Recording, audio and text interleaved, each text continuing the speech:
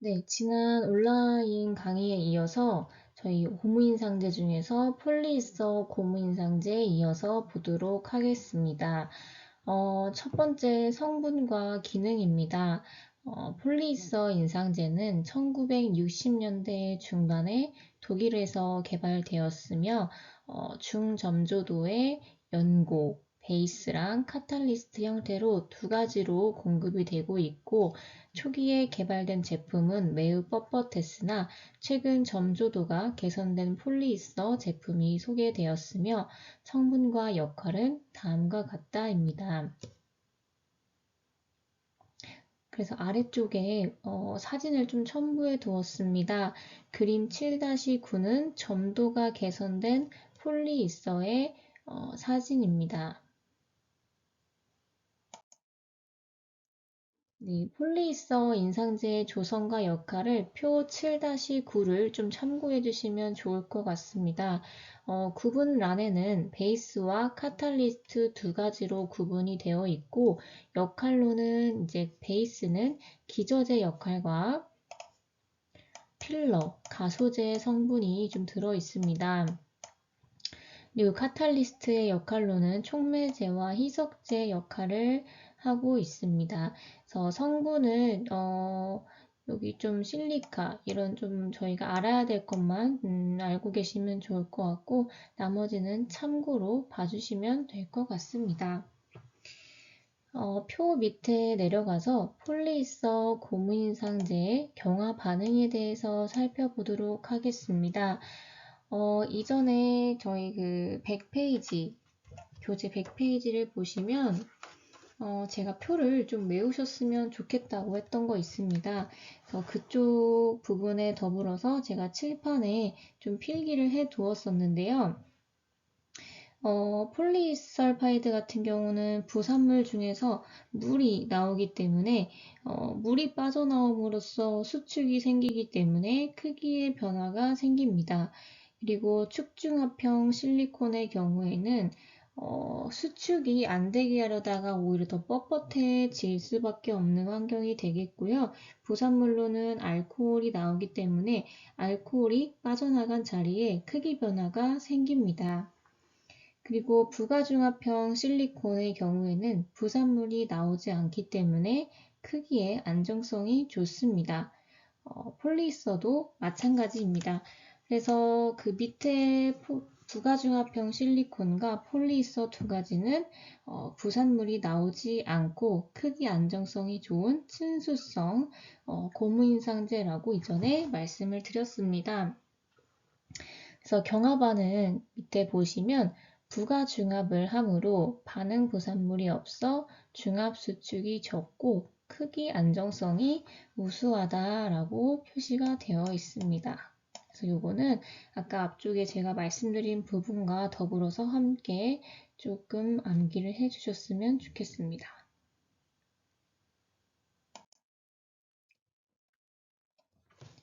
네, 다음으로는 폴리에스터 고무인상제의 특성입니다. 첫 번째로는 중합수축이 적습니다. 그리고 연구 변형은 부가중합 실리콘과 비슷하게 매우 낮습니다. 그리고 친수성이라는 것은 물이랑 친하기 때문에 우리 구강 내에는 항상 타액이 존재하죠. 그래서 지대치에 어느 정도의 수분이 있어도 정밀한 인상 체득이 가능하고 석고 주입이 용이한 편입니다. 그리고 물을 흡수하기 때문에 높은 습도나 물속에 보관하면 팽윤됩니다. 그래서 알지네이트에서도 우리가 이액 현상과 팽윤 현상을 배웠습니다. 그래서 물속에 보관한 경우에 물을 다 흡수하는 것을 팽윤 현상이라고 말씀을 드렸고 폴리에스터도 마찬가지입니다. 그리고 폴리에스터는 이전에 칠판에 제가 기재해 드렸었는데 간혹 가다가 알러지를 일으킬 수 있습니다. 그리고 작업 시간, 워킹 타임은 2분에서 3분이고 경화 시간은 6분에서 7분으로 다른 고무인상제에 비해 짧습니다.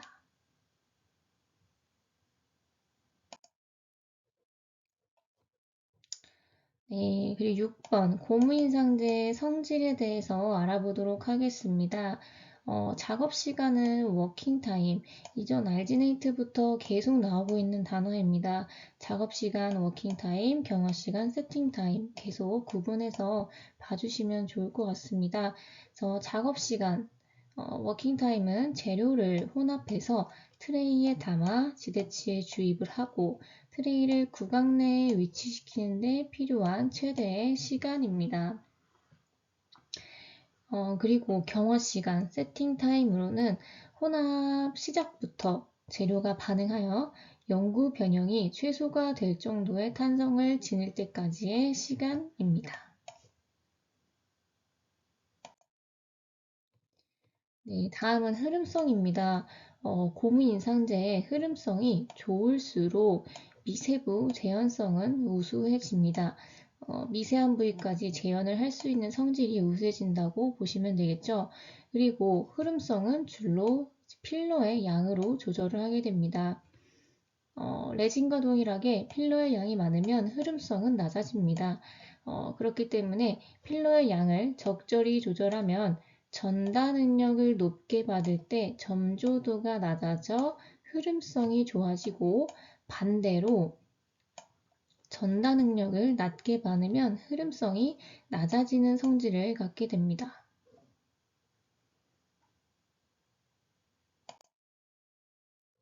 네, 다음은 젖음성입니다. 젖음성은 우리가 아마 2장에서 배웠을 거예요. 좀 앞쪽에 배웠던 걸로 기억을 하는데 제가 그때 젖음성에 대해서 각도를 그려가면서 설명을 아마 해드렸을 겁니다. 그 젖음성에 대해서 고무인상제의 젖음성 한 번 더 살펴보도록 하겠습니다. 표면이 젖어 있는 치아에 잘 흘러가 접착할 수 있는 재료의 능력을 젖음성이라고 합니다. 그래서 표면 처리제 등을 첨가한 부가중합형 실리콘과 폴리이서 인상제는 친수성이어서 정밀한 인상에 많은 도움을 주고 있습니다. 최근에는 친수성보다 더 친수성인 초친수성 인상제가 개발되어 지대치에 우리가 뿐 떠야 되는 치아에 수분이 있어도 정밀한 인상 체득이 가능하고 석고가 잘 흘러 들어가므로 기포의 유입을 방지할 수 있습니다. 이와 같은 젖음성은 접촉각으로 표시하며 접촉각이 작을수록 좋습니다. 그래서 여기 그림을 좀 보시면 아래쪽에 노란 색깔 선과 위에 물방울이 위에 들어가 있습니다. 그래서 그 물방울과 아래의 노란 선의 각도를 보시면 A번 같은 경우는 둔각으로 90도가 넘어가져 있고요. 그리고 B번은 예각으로 안쪽에 90도가 안 되게끔 되어 있습니다. 그리고 C번 같은 경우는 B번보다 더 각이 작습니다. 이렇기 때문에 그림 7-10을 참고해 주시면 고무인상제 접촉각에서 A는 물과 친하지 않은 소수성에 해당이 됩니다. 그리고 B는 친수성, 그리고 C는 B보다 더 친한 초친수성에 해당이 됩니다. 여기서 알 수 있듯이 이 각도가 적을수록 젖음성은 좋다. 네, 이 정도로 보시면 좋을 것 같습니다. 이 각도는 접촉각입니다.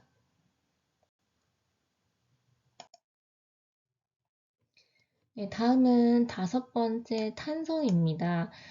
구강 내에서 인상 음영인기를 빼낼 때의 용이성, 얼마냐 편하냐를 말합니다. 탄성이 좀 높다 하면 쉽게 뺄 수는 있습니다. 그러나 영구 변형이 증가하며 탄성이 낮으면 빼내기가 어려워지므로 딱 중간 정도가 이상적입니다. 네, 다음 크기 변화입니다. 혼합한 인상제가 굳거나 또는 경화된 인상제를 보관할 때 일어나는 크기의 변화이고요. 크기 변화는 나중에를 위해서 작을수록 좋습니다. 네, 그리고 연구 변형입니다. 인상 체득 시 함몰 부위를 빠져나오면서 압력을 받아 발생되는 현상이며 이것도 마찬가지로 낮을수록 좋습니다. 네, 다음은 변형 회복입니다. 함몰 부위, 언더컷을 빠져나온 인상제는 압축력을 받아 변형된 상태이지만 시간이 지날수록 회복이 됩니다. 대부분의 고무 인상제는 20분에서 30분 후에 최대로 회복이 되기 때문에 인상 체득 후에 20분에서 30분 정도 기다린 후 석고를 주입하면 좀 더 정밀한 모형을 얻을 수 있습니다. 보통은 원내에 기공소가 있지 않은 데에는 우리가 러버로 인상 체득을 해서 그날 저녁이나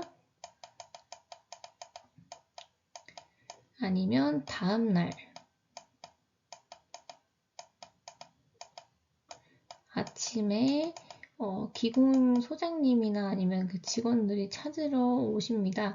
그래서 사실 그 최대로 회복이 된 뒤에 보통은 석고 푸어링을 해서 기공 작업이 들어간다고 보시면 될 것 같습니다. 네, 다음은 찢김 강도입니다.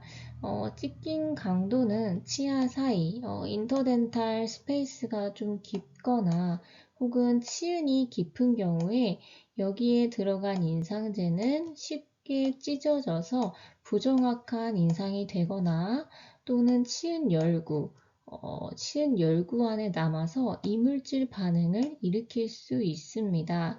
그렇기 때문에 인상 체득 후 반드시 확인을 해 주셔야 됩니다. 우리가 임플란트 보철물을 세팅을 하거나 이제 최종적으로 세멘트 접착제를 이용해서 붙였을 때 사실 세멘트 접착제도 잘 제거를 해 주셔야 되지만 그 전에 본뜰 때도 인상 체득하고 지대치 부위 밑으로 들어가거나 혹은 임플란트 주위로 러버 인상제가 굳어서 딸려 나오지 않는 경우가 있습니다. 그렇기 때문에 꼭 확인을 해서 본뜬 다음에 항상 잇몸에 인상제가 껴있거나 남아있지 않은지를 확인을 해 주셔야 됩니다. 네, 다음은 고무인상제 사용 방법입니다. 유효기간과 보관인데요. 일단은 제일 좋은 거는 제조사의 그런 설명서를 항상 참고를 해주시는 것이 좋겠지만 일반적인 이제 유효기간과 보관에 대해서 조금 설명을 드리도록 하겠습니다. 제조일을 확인하여 유효기간을 지켜서 사용을 해주셔야 됩니다.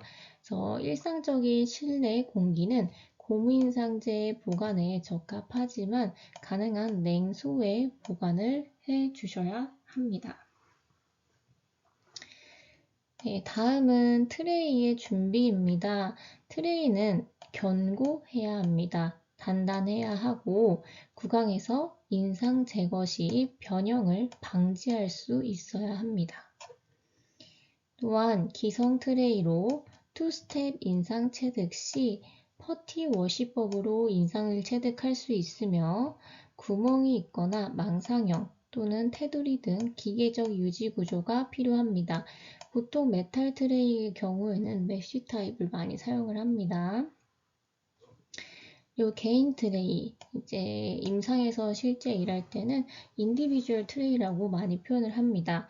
그리고 맞춤 트레이를 아크릴릭 레진으로 제작을 하는 경우에는 치아와 트레이 사이의 재료의 두께는 2에서 3mm가 되도록 하셔야 됩니다. 그래야 치아가 다 덮여서 인상 체득이 성공적으로 이루어질 수 있습니다.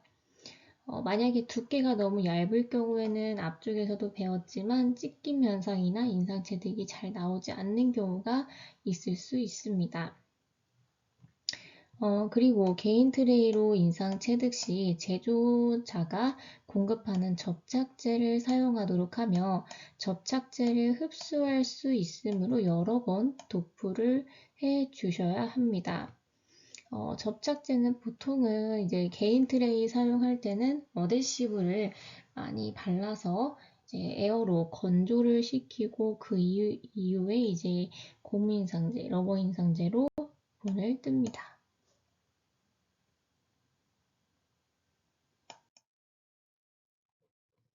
네, 다음은 혼합 방법입니다. 혼합은 수동과 자동 혼합이 있습니다.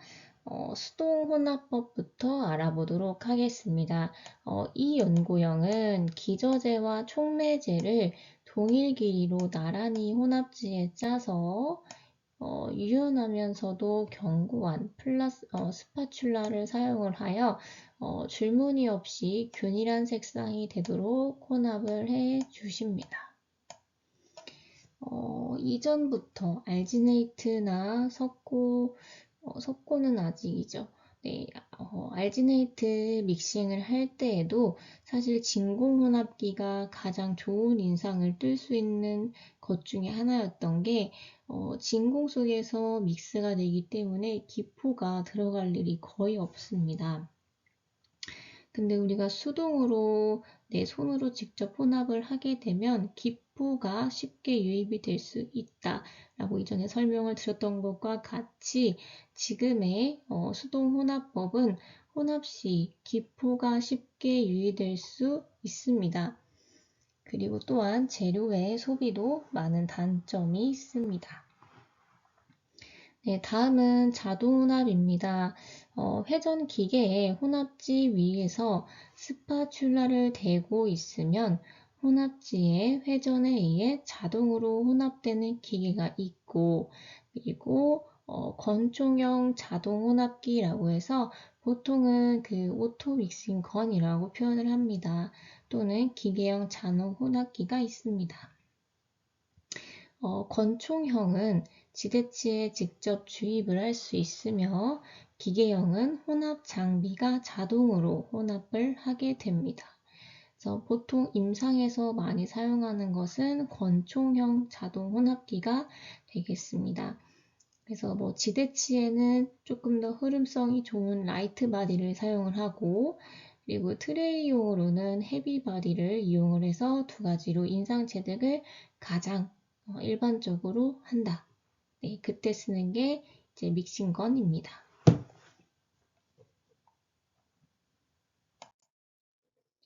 네, 그래서 사진을 조금 보시면 권총형 자동 혼합기는 우리가 흔히 볼 수 있는 건 형태의 자동 혼합기고 그리고 이제 두 번째 사진은 기계형 자동 혼합기입니다.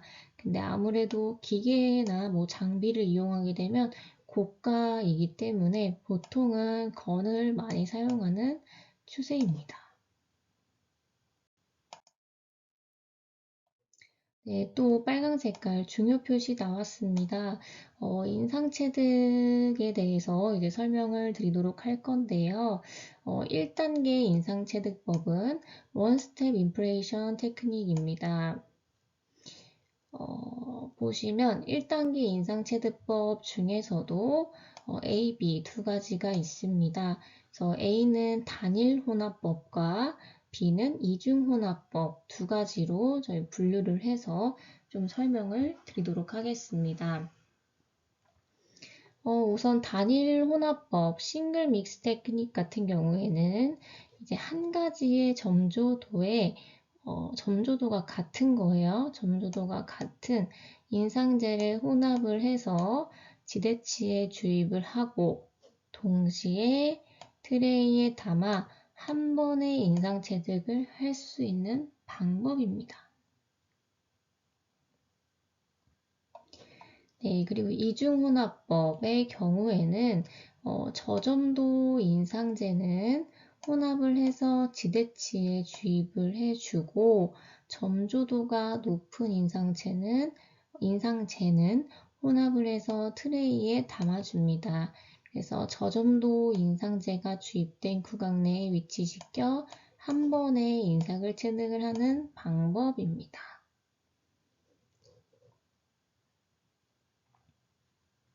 우리가 흔히 쓰는 방법으로 보시면 될 것 같습니다. 네, 다음은 투스텝 2단계 인상체득법입니다. 보통은 투스텝 인프레이션 테크닉이라고 많이 표현을 하고요. 또는 퍼티 월시 테크닉이라고 이제 두 가지로 표현을 하고 있습니다. 그래서 반죽형 인상제라고 하는 것은 우리가 이전에 그 고무인상제 분류에서 점조도에 따른 분류를 한번 해본 적이 있습니다. 그래서 제0형과 1형, 2형, 3형까지 분류를 했었고 제0형은 반죽형으로 퍼티라고 표현을 하고요. 이것은 지대치가 아닌 트레이용으로 사용을 했습니다. 그리고 제1형, 고점조도형은 헤비바디이고요. 헤비바디도 마찬가지로 트레이용으로 사용을 했습니다. 그리고 제2형, 중점조도형은 미디엄 또는 레귤러라고 표현을 하고 요 미디엄의 경우에는 좀 중간 정도의 유동성을 갖고 있기 때문에 주사기, 시린지와 트레이용 모두 사용이 가능했습니다.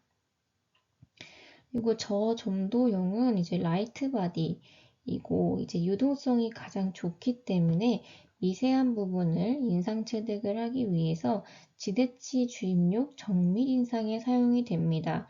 그래서 시린지 타입 또는 인젝션 타입이라고도 불렀습니다. 그래서 이 앞에서 배웠던 점조도에 따른 분류에서 제0형에 해당이 되는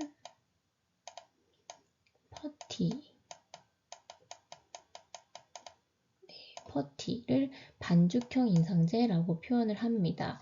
그래서 혼합을 해서 트레이에 담고요. 그리고 스페이서를 이제 인상제 위에 위치시킨 후 1차 인상을 체득을 합니다. 여기까지 1차 인상이고요.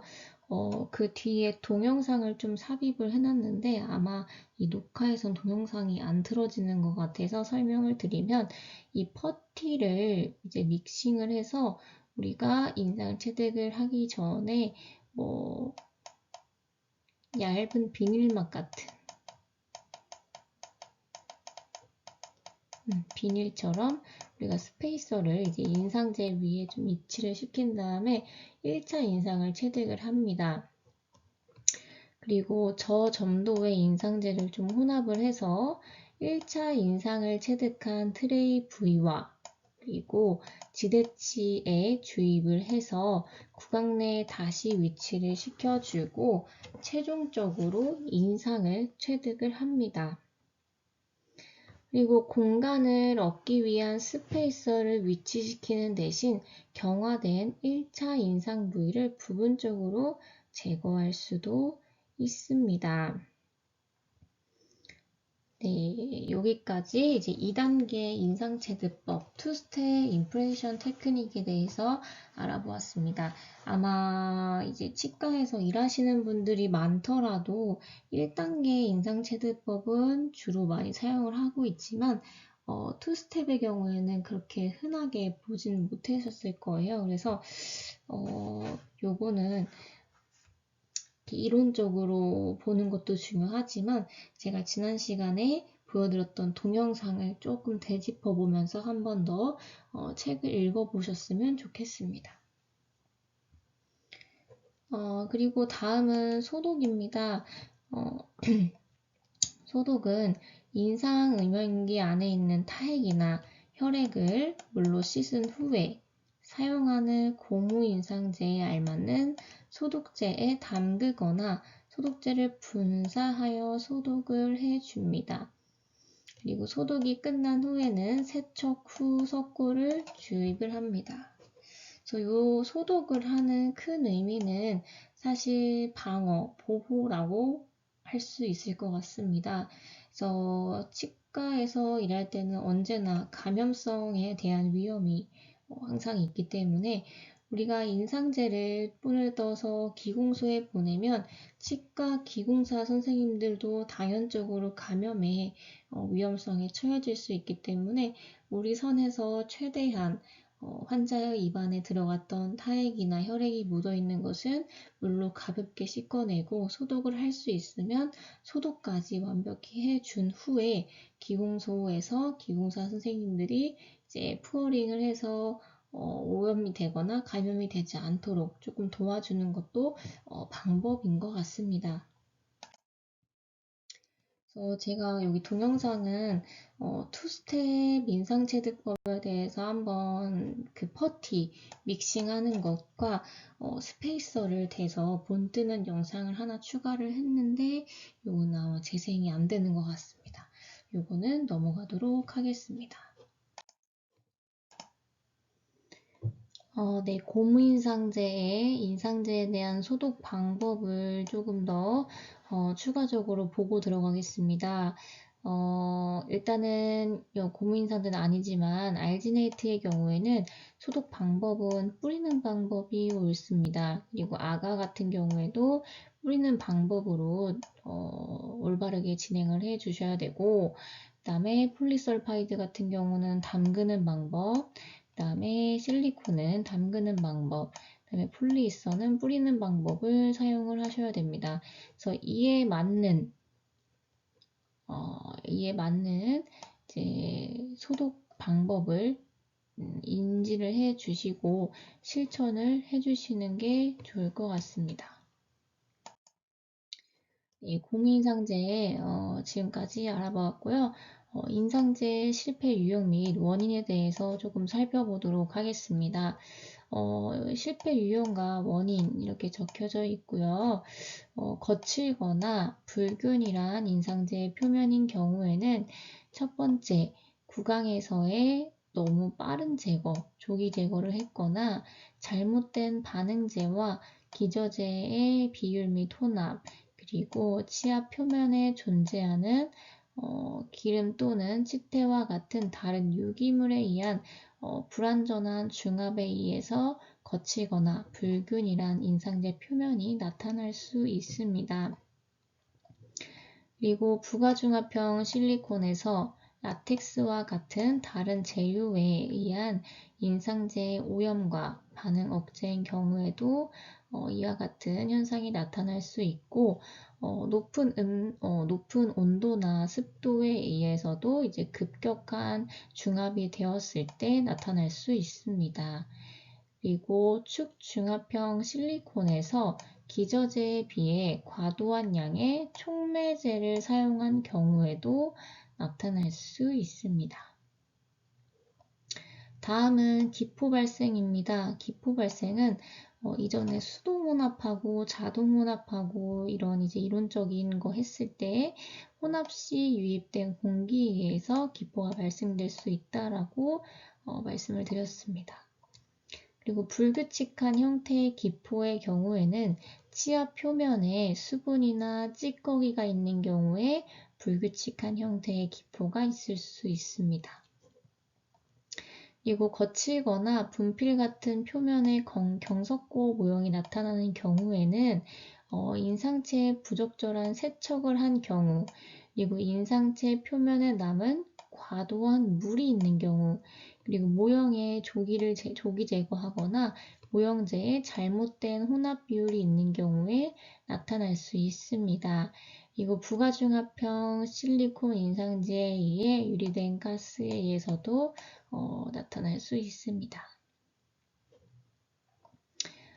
다음은 변형 실패 유형입니다. 원인 첫 번째부터 한번 보겠습니다. 레진 트레이를 제작한 후에 충분한 시간이 경과되지 않아 지속적으로 중압 수축이 발생했을 때 변형이 올 수 있습니다. 그리고 접착제를 충분히 바르지 않았거나 접착제가 완전히 마르기 전에 인상체득을 진행을 하였거나 잘못된 접착제를 선택하여 트레이에 인상제가 접착하지 못했을 경우에도 있을 수 있습니다. 그리고 트레이의 기계적인 유지가 결여되어 있는 경우에도 그럴 수 있고요. 그리고 과도한 양의 재료를 넣어도 있을 수 있습니다. 그리고 이장 기법을 사용하여 인상 채득 시 릴라인 재료를 위한 공간이 좀 부족한 경우, 삭제가 불충분하게 이루어져 있는 경우에 나타날 수 있습니다. 그리고 인상체득 부위에 재료를 위치시키기 전에 재료에 탄성이 생겼을 경우에 있을 수 있고, 이렇게 탄생이 생긴 후 인상제에 지속적인 압력이 가해졌을 경우에도 나타날 수 있습니다. 그리고 인상제 중압 시에 트레이가 움직였을 수도 있고요. 그리고 구강 내에서 너무 빨리 제거하였거나 구강 내에서의 잘못 제거한 경우, 그리고 폴리설파이드 또는 축중압형 실리콘 인상제에 석고를 너무 주입이 늦어졌을 때 이런 변형이 생길 수 있습니다. 네, 다음은 인상용 콤파운드입니다. 인상용 콤파운드는 가장 오래된 치과용 인상제 중에 하나입니다.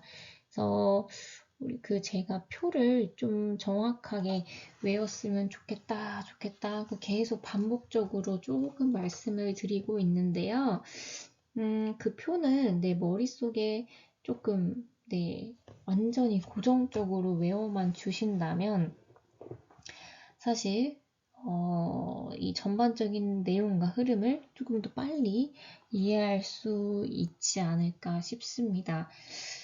그래서 지금 보고 있는 인상용 콤파운드의 경우에는 우리가 표에서 비탄성 인상제 중에서도 다시 돌아와서 재사용이 가능했던 가역성 인상제입니다. 그래서 그거를 조금 염두에 두시고 다음 글을 읽어보면 열에 의해 연화 또는 경화되는 가역성 재료이며 비탄성 재료입니다. 그래서 인상용 콤파운드는 현재 임상에서 많이 사용하고 있는 재료는 아니지만 여러 방면에서 유용하게 활용이 되고 있습니다. 보통은 이제 많이 사용은 안 한다고는 하지만 아직까지는 그래도 보철과에서는 진료를 하실 때 많이 쓰시는 것 같기는 해요.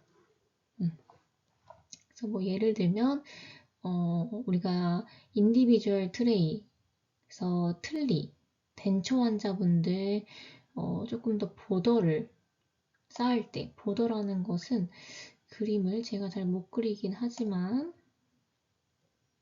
네, 이렇게 만약에 상악 트레이가 있습니다. 근데 인디비주얼 트레이를 만들었는데 이쪽 보더 부위가 좀 약한 경우에는 이제 인상용 콤파운드가 초록색이니까 이렇게 한번 해볼게요. 네, 이런 식으로 우리가 보더를 조금 더 덧댄다라고 표현을 하죠. 이런 식으로 덧댈 때 사용하는 게 인상용 콤파운드입니다. 그래서 보통은 열로 가열해서 하거나 러버볼 같은 수조에 이제 뜨거운 물을 담아서 담그면서 사용하기도 합니다. 그리고 이제 용도 파란색으로 표시해 놨고요. 한번 참고해서 읽어보도록 하겠습니다. 총위치, 전체 틀니 제작을 위한 무치약 인상에 해당이 되고, 그리고 원통형의 구리 튜브를 이용해서 한 개의 지대치를 인상할 때 사용을 할 수 있습니다. 그리고 인레이 와동을 형성한 후에 와동 내의 함몰 부위, 언더컷 여부를 확인하기 위해서도 간혹 사용이 되고, 그리고 인상용 트레이에 변형부 봉쇄제로 사용이 가능합니다. 그리고 또한 트레이의 재료로도 사용을 할 수 있으며 이제 우리가 치과에서 사용하는 것뿐만이 아니라 기공소, 기공 작업 시에 모형이나 장치를 배열할 때 또는 조립할 때 접착제로 사용이 가능합니다. 네, 다음은 인상용 콤파운드를 공급하는 형태에 대해서 알아보도록 하겠습니다. 그래서 봉 모양으로 되어 있는 것, 원추형으로 되어 있는 것, 그 다음에 넓은 판상으로 되어 있는 것, 이렇게 세 가지로 보통 공급이 되고 있습니다. 그래서 봉상은 인상체등용이나 근압 형성 인상용으로 사용이 되고 있고, 원추형은 인레이 와동이라 하면 우리 치아가 이렇게 생겼을 때 인레이는 보통 이런 식으로 모형을 파죠. 이렇게 했을 때 이런 어디 언더컷 부위가 있는지 해서 요거를 연화시켜요. 연화를 시켜서 안쪽에 원추형으로 되어 있는 부위에 이렇게 넣어서 함몰 여부를 확인을 합니다. 그리고 판상은 트레이용에 해당이 되겠죠. 네, 다음은 특성입니다. 조성으로는 왁스와 레진, 유기산, 충전재 등으로 구성이 되어 있습니다. 연화 시에는 열 전도성이 낮기 때문에 천천히 균일하게 가열을 해야 합니다. 그래서 적은 양의 콤파운드를 연화시킬 때는 불꽃, 보통은 토치를 이용하거나 토치에 알코올 램프를 사용을 하기도 합니다.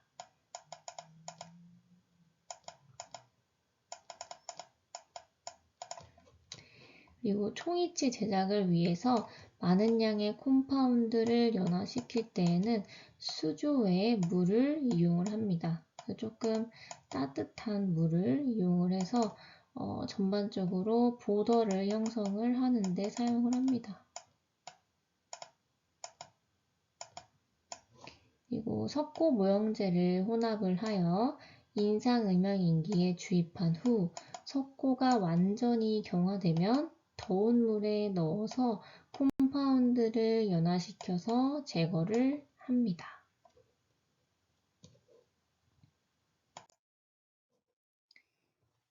네, 이렇게 해서 우리가 인상용 콤파운드에 대해서 이제 한번 쭉 살펴보았고요.